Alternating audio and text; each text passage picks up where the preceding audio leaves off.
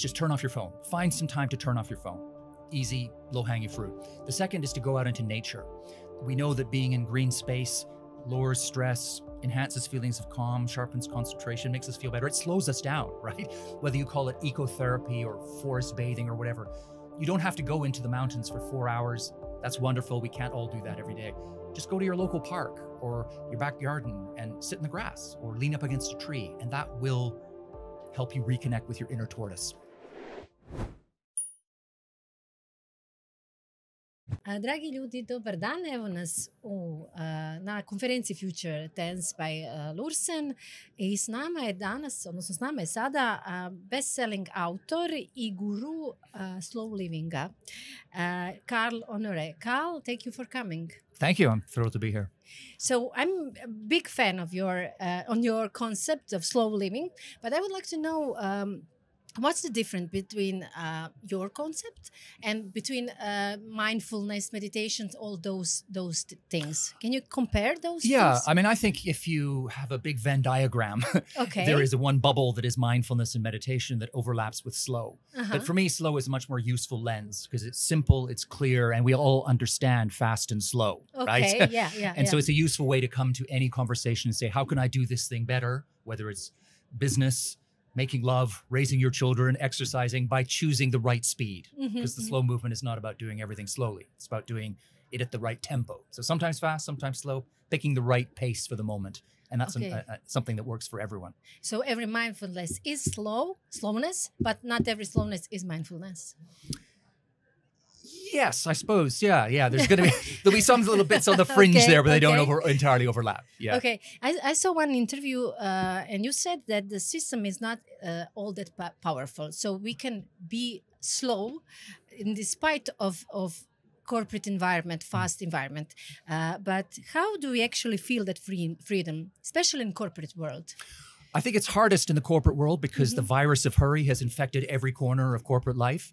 But there are still moments and times and spaces you can carve out for slowness. So it might be as simple as just stepping away from your desk for 15 minutes at lunchtime to eat your sandwich or your salad away from the computer screen, right? To come back after that 15 minutes, refreshed, recharged, rebooted, and actually more productive in the afternoon.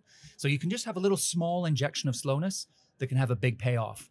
Turning off notifications on your phone is another small shift that will bring back focus, awareness, mindfulness, allow you to do things well and go deep when you need to. Then you choose when to look at your inbox. So a little small shift like that, turning off notifications, again, can have a very, very large benefit. So if you're a young professional entering a work environment, how do you set boundaries and don't look like you're lazy or unmotivated? I think you start at home, in your own sphere where you have control. So if you look at how many hours the average Croatian is spending on social media and then turning around and saying, I have no time, right? There's something we can all do. That's a lever we can all pull, right? Less time on social media, less time looking at your phone at home. Then in the workplace, I think it's useful to start conversations with your team, with your boss, with your colleagues, and say, how can we find moments to slow down here? Where can we draw lines together?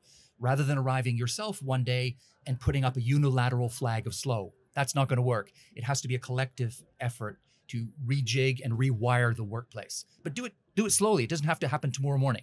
It can be small steps. You run little pilot projects. You say, why doesn't everybody in this team next week, if the work is done, you go home, right? Or we can turn off our phones for 1 hour a day or whatever it is. And then at the end of the week, come back and say, how'd that work? Were we better off? Were we happier, healthier, more focused? And then tweak and play with it to create your own recipe for slowing down together in the workplace. Okay, what about managers? Does this advice applies to managers? And if one manager, a leader of a company, would like to live by this slow living concept, how can he still have a high productive team? I think that the manager is the starting point for bringing good slow into any organization. If the manager doesn't buy in, it won't stick. People will be afraid, they'll be ashamed, it won't happen. So you actually need the manager to understand the power of slow in a fast world. And then the manager sets the tone, sets the example, and everybody then follows along behind him or her. Yeah. So if someone told you, I love the idea of slowing down, where should he start? Start at home, as you said. But what about job? I think you always start at home because that's easier, but pretty quickly move on to the workplace because that's such an important part of our lives. But start with small steps.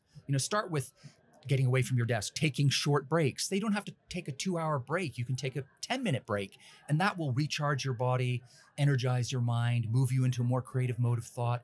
We have all these levers there at our disposal. We just have to have the courage and the imagination to pull them, right? So carve out those little times when you have little moments of slowness during the workday. Go away from your office for a little break.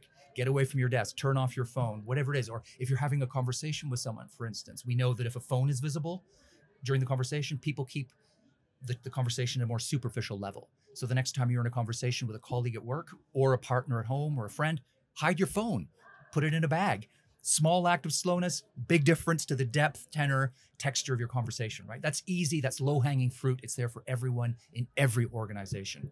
What was the turning point for you when you decided to live slowly? Well, my turning point came when I started reading bedtime stories to my son, and I was just so fast that I was speed reading Snow White. Like my version of Snow White had 3 dwarfs, right? It was just crazy, And I got to the point of almost buying a book called The 1-Minute Bedtime Story, Snow White in 60 Seconds. And that was when I thought, no, I am racing through my life instead of living it. Yeah. And that was when I thought, no, I need to slow down, right? Yeah. I need to find my compass again. I need to get my head back in place because I'm wasting my life. I'm charging through it instead of actually living it fully. And that's ultimately what this slow revolution is about. Because people often say to me, they say, well, I can't slow down because life will pass me by. But life is actually what's happening right here, right now. And the only way to live it fully and get the most out of it is to slow down into the moment, to give to each moment the time and attention it deserves. And once you do that, game changer. Everywhere from the office to the bedroom, to the kitchen, to the sports field, wherever you are, that will light you up. You will do the things better and you will enjoy them more. We are addicted to fast living. Is it hard to slow down?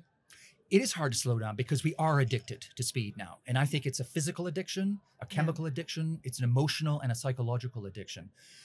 But it's not it's an addiction that we can conquer. We can defeat it because people are doing it, right? I'm an example myself. I used to be stuck in fast forward. Every moment of my day was a race against the clock. That's not the way anymore. I never feel rushed. I get lots done. I have an interesting life, but I don't feel in a hurry, right? I have time for things because I've got that balance between fast and slow. I know when to speed up, when to slow down, and I know when to say no, right? And when to say yes to things. Boundaries, limits, choosing what's important. It's a critical thing, yeah. And you also talk about parenting, giving advice to parents. We all know how hectic it is being a parent in this crazy world. So what's one simple change that you can make today to raise calmer, more slow, more resilient kids? I'll give you 2. One is less screen time, right? Just turn off screens, get children back playing, using their imagination, using their hands out in the backyard, in the house with toys that don't have electronics in them. Get them doing things that children have always done for thousands of years, playing, like real play. So that's the first step. Another is to trim the schedule. Like kids are doing way too many activities nowadays, structured activities. So if your kid is doing 5 activities, think about going down to 4 or 3. Or if they're doing 3, think about going down to 2 or 1 and really zero in, focus on the things that light that child up, that the kid really loves, and let something else go to open up some time, space, and oxygen in the schedule so that a child can be a child, which is just playing and being in the moment. Because children are masters of the moment. They are champions of slowness. No kid is born understanding what 5 minutes to 10 means, right? They don't understand time. They just understand the moment. But we pull them out of that and push them into a kind of time-obsessed, fast culture. Let them fall back into it. Get off the clock. Forget the clock. Sometimes just be together as a family and don't worry about whether it's going to look good in a LinkedIn profile or a curriculum vitae or a university application. Do things for the joy of it. Yeah.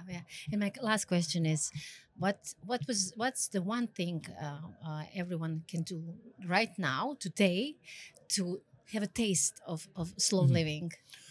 I'll give you 2 things. One is just turn off your phone. Find some time to turn off your phone. Easy, low-hanging fruit. The second is to go out into nature. We know that being in green space lowers stress, enhances feelings of calm, sharpens concentration, makes us feel better. It slows us down, right? Whether you call it ecotherapy or forest bathing or whatever. You don't have to go into the mountains for 4 hours. That's wonderful. We can't all do that every day. Just go to your local park or your backyard and sit in the grass or lean up against a tree. And that will help you reconnect with your inner tortoise. Yeah. Thank you very much, Carl. Thanks. A dragi ljudi, imate i ostale epizode sa Future Tense-a u našoj playlisti. Ako vam se sviđa, lajkajte, šerajte, komentirajte i vidimo se. Hvala što ste s nama.